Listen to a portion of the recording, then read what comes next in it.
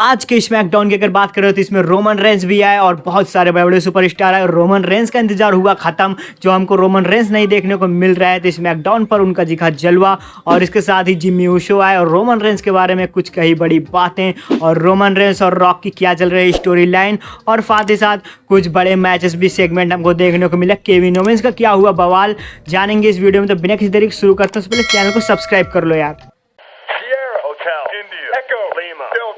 New Chat Wrestling।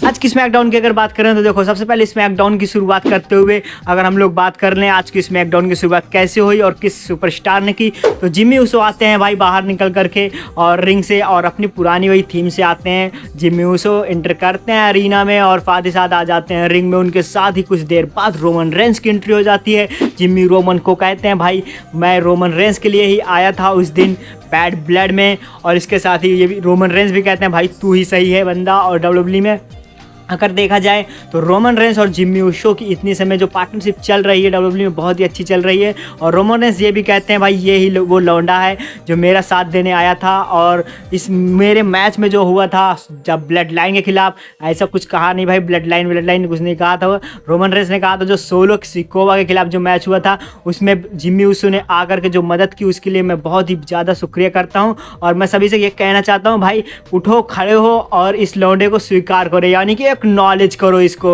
Acknowledge him. Jimmy Uso को कहा कर सभी जनता जो बैठी थी उसको करने के लिए कहा क्राउड से कि सोलो को फॉलो को नहीं करना है भाई, अब करना है आपको एक्नॉलेज जिम्मी ऊसो को। ऐसा कुछ कहने के बाद ये सेगमेंट हो जाता है यहीं पे समाप्त, और इसके बाद रोमन रेंस और जिम्मी ऊसो की तो मैच तय कर दिया जाता है। जिम्मी ऊसो का जो कि होना था मेन इवेंट स्मैकडाउन पे सोलो सिकोवा के साथ, सोलो वर्सेस जिम्मी, ये मेन इवेंट तय हुआ। इसके बाद हमको मैच देखने को मिला एला नाइट वर्सेस कार्मेलो हैज। ये मैच था वर्ल्ड चैंपियनशिप के लिए, यूनाइटेड स्टेट चैंपियनशिप के लिए, जिसमें हमको रिंग साइड देखने को मिले थे अंड्राडे, और ये मैच एक ही तरफा जीत लिया था एला नाइट ने। कार्मेलो हैज भाई मैच तो मिला पर कुछ कर नहीं पाए, जितने मांग रहे थे मैच कि हम मुझको मैच चाहिए, मैच मिला पर कुछ नहीं कर पाए उसमें वो। और इसके बाद अगर नेक्स्ट सेगमेंट हमको बात करें तो वो था केविन ओवेंस। भाई केविन आए और बवाल मचा दिया था केविन ने आते ही, और उन केविन का कहना यह था भाई कि कॉडी रोड्स को जो मैंने मारा है बिल्कुल सही है, उसके बीच में बीच बचाव करने आ गए थे कॉडी के साथ साथ आ गए थे रैंडी ऑर्टन बचाव करने के लिए, सुलह कराने के लिए आए थे रैंडी ऑर्टन, पर भाई एक कोहनी मार दी रैंडी ऑर्टन को। तो रैंडी ऑर्टन भाई वो अपना फन निकाल देता है कभी भी, उसने मारा केविन ओवेंस को जॉन बुरी तरह से, जो बुरी तरह से मारा उसको केविन ओवेंस को।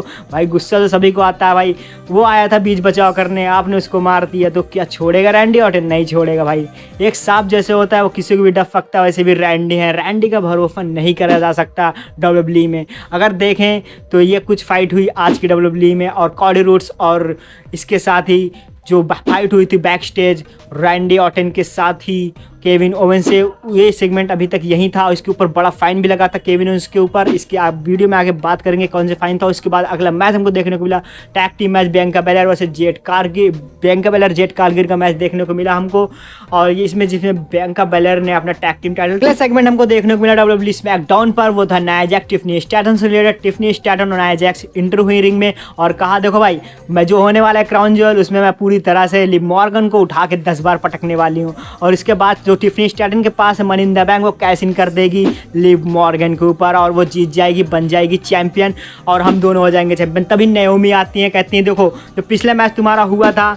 और उसके साथ ही अगर बात करें तो वहाँ पर डोमिनिक मिस्टेरियो और लिव मॉर्गन के साथ आ जाती हैं रकेल रॉड्रिगेज, और जो थीम बजता है वो शानदार होता है। और इसके साथ ही नाओमी कहते हैं जो तुमने बेली को हराया भाई वो बहुत ही ज़्यादा बुरी तरफ, जो नहीं मैं नहीं कह सकती, वो तो बेईमानी से तुमने हराया है और चीटिंग करते हुए हराया है, उसमें तुमने मदद ली टिफनी की। और इसके साथ अगर बात करें तो मुझको भाई ये लगता है कि टिफनी स्टैटन, मेरे को लगता है लिव मॉर्गन को छोड़कर नाया जैक्स के ऊपर कहीं ना money in the bank cash in कर दें क्राउन ज्वेल में, और ऐसे सोच करके घूम रही हैं। नाया जैक्स की टिफनी उन्हीं के साथ है, जैसे पिछली वीडियो में मैंने बताया था कि बैड इन ब्लड में टिफनी कर सकती हैं नाया के ऊपर, ऑलमोस्ट कर ही दिया था money in the bank cash in. तो लिव मॉर्गन कहते हैं भाई देखो ये कुछ ऐसा होने वाला नहीं है, कि तुम मुझको हरा दो, और मेरे पीछे मेरे साथ बहुत सारे लोग हैं जो मुझको हारने नहीं देंगे। और बात रही टिफ़नी की, तो टिफ़नी मुझको कभी भी नहीं हरा सकती। और इसके बाद ही तय कर दिया जाता है जो Naomi versus Nia Jax 1-on-1 match. और इस मैच में पूरी तरह से भाई आप लोग सभी लोग जानते हैं नेओमी के सामने अगर नाया जैक्स है तो नाया जैक्स ही जीतेंगी। और इसके बाद सबसे बड़े मैच की बात कर लेते हैं स्मैकडाउन की मेन इवेंट की। ये हुआ जिमी ऊसो, और जिमी ऊसो के सामने थे सोलो सिकोवा, यानी कि ये मैच था बवाल मैच। और अगर बात करें यार इस मैच में जीता कौन, तो जीता तो एक ही बंदा जीत सकता था। सोलो सिकोवा के सामने अगर कोई है जिमी ऊसो जैसे सुपरस्टार, तो भाई कहीं भी उनके आगे पानी भरते ही नजर आते हैं सोलो सिकोवा के आगे। सोलो सिकोवा ये मैच एक तरफा ही जीत गए थे, और ये मैच जीतते हुए सोलो सिकोवा की टीम भी फाइट में मौजूद थी, जिसको कहते हैं हम लोग अभी नई ब्लड लाइन यार, जिसमें है टामा लोंगा और जैकब फाटू आ गए थे जिमी ऊसो को मैच में दखलंदाजी करते हुए। मैच तो सोलो ने जीत लिया था, पर बैक स्टेज से फिर आ गए रोमन रेंस उनका बचाव करने। पर भाई कहाँ, अगर देखें टीम एडवांटेज तो भाई ब्लड लाइन के पास था। टामा लोंगा जैकब फाटू मिलकर रोमन और जिम्मी की हो गई भाई कुटाई। और अगर आप लोगों को वीडियो अच्छी लगी हो तो वीडियो को लाइक कर देना। आज कुछ ऐसा ही स्मैकडाउन हुआ, चैनल को सब्सक्राइब भी कर देना।